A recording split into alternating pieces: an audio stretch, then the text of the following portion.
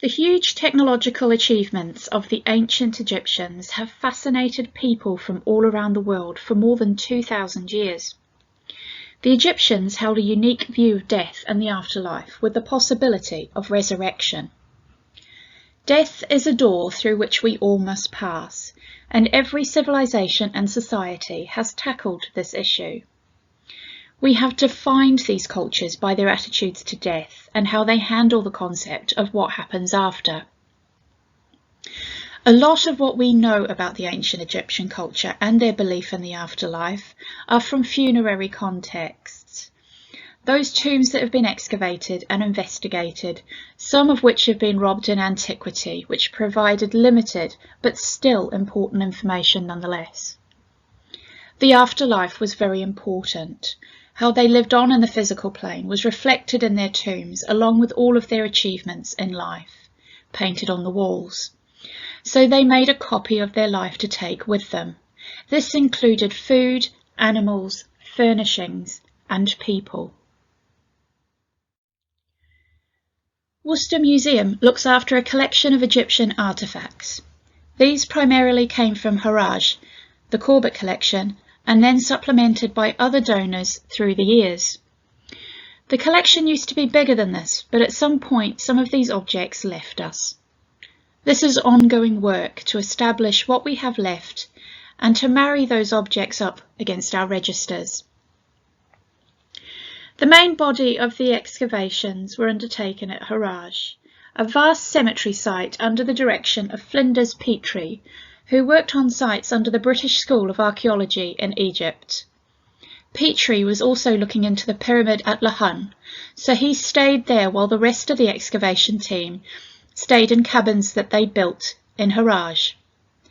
Reginald Engelbach was conducting operations supported by Petrie on site, and he was there in October 1914. Engelbach produced a detailed report of what was found, and in it he is very apologetic that the report was finished in 1923, the obvious delay being World War I. Not all the original team survived until 1923, but not being killed in action as you would think. In a dramatic turn of events, Mr. Wiley, who was working at Harageh with Engelbach, was treacherously murdered by the Kurdish guides in Mesopotamia shortly after the armistice. This is a picture of Mr. Frost, who was primarily there to pack the objects as they came out of the excavations.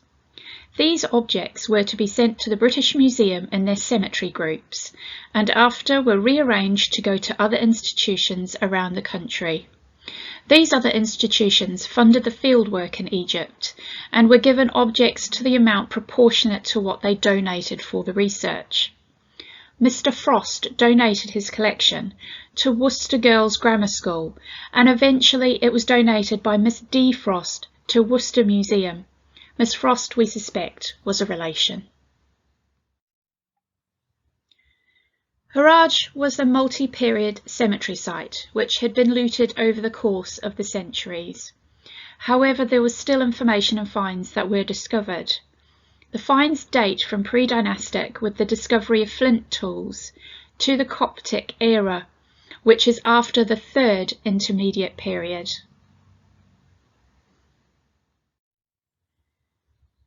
Before the discovery of Tutankhamun's tomb, many of the rediscovered burials made by archaeologists had been looted, either in antiquity or later, so knowledge of attitudes to death, how they perceived the afterlife, and what they included in their tombs was limited.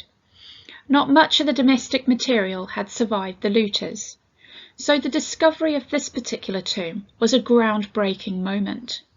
It demonstrated the role of the tomb as a house of eternity, which would keep the body of the tomb owner for all of their eternal life. In order to live that eternal life, the person must be sustained, as in physical life. Food and drink, furniture, vessels, clothes, linens, all of the objects that were used in life were interred with the body, also including objects imbibed with magical properties, thought to protect the owner during their eternal life. The important part of the rituals surrounding the deceased were all about achieving a higher plane of existence. Not every body made it to the afterlife. The survival of the deceased depended on a number of procedures. Attaining the afterlife meant that certain physical and non-physical aspects of self had to be looked after. The body had to be mummified with various organs removed and preserved. A representation of the deceased called the ka had to be made. This complex figure, whose concept changed over time, was supposed to be a direct copy of the tomb owner. During life, the deceased could feed themselves. After death, this was not possible, so by feeding the ka, this was the principal way in which the deceased would receive nourishment in the afterlife. Funeral offerings of food were often left for the ka. Another complicated concept was the ba. This is sometimes translated as the personality of the deceased. The ba spirit is not a physical being, but is capable of free and unrestricted movement, often depicted as a bird with a human head on tomb walls. The ba was the spirit that separated from the body at death and could fly to visit the world of the living and travel with the sun god in his celestial boat. Each night the ba had to come back to the corpse in order to be reunited. If it didn't, the deceased would perish in the afterlife. The preservation of the name of the deceased was also important. Most ancient Egyptian names personified a meaning and was directly related to their well-being. Many names imbibed the protection of a particular god or goddess. In order to survive the afterlife, remembering the name was essential. They inscribed the name on the doorways, coffins, steles, the facade of the tomb, and many other places. To remove it was a sacrilege and killed the deceased in the afterlife. Essential knowledge was also needed in order to get through the many trials of getting to the afterlife. These texts, for instance, the Book of the Dead, was painted all over the tomb walls and ceilings. Once all of these procedures and trials had been completed, you were considered worthy of the gods and goddesses. You achieved this higher plane of existence. You had become Ak. I shall now go through some of the objects that we take care of in the Egyptian collection that explains this a little bit more. For kings, queens, and high-status individuals, being able to live in the afterlife with their servants was important. During the first dynasty, the king was attended by them. Their graves were often discovered around the king's tomb. It is possible that they were put to death at the time of the king's interment. They were there to provide their services in the afterlife. After the first dynasty and into the fourth and fifth, servant figures were made from materials in order to accompany the king. Servant figures were generally depicted in an activity like making bread or beer or doing other occupations. These types of figures that you see here on the slide were the Shabti, Ushabti and Shawabtis. Many of these have been found in funerary contexts. Shabtis were found in the graves of the Middle and New Kingdom, Shawabtis in the 17th dynasty, and the term Ushabti was used from the 21st dynasty until the Ptolemaic period. First found in tombs from around 2100 BC, by 1000 BC they were being mass-produced. The nature of the figures were a bit interchangeable. The Shabtis were a type of servant figure, who could also epitomise the owner of the grave, as well as possessing the ka of the deceased. A replica body discussed in the last slide. Shabtis contained the name of the individual represented, preceded by the offering formula, and some contained magical spells, all carved onto the figure. Worcester Museum looks after several examples of these and are made of several different materials. The ones made from ceramic are generally quite poor. However, the collection also contains a wooden one with traces of paint still attached, and several glazed faience. More work needs to be done to try and trace where the faience ones came from, but we do know that those made from clay were from the Engelbach Petrie excavations at Harageh. Amulets were often placed within the wrappings of the mummy before being laid inside the tomb for burial, as either protective symbols or to assist the bearer through the complexities of the afterlife. As one of the most common symbols associated with ancient Egypt, the Wadjet eye fulfilled many functions in Egyptian mythology. This is the amulet on the right. Depending on which way the eye is represented, either left or right, it would give the eye different functions. The left eye represented the powerful falcon-headed god Horus, and is associated with the moon.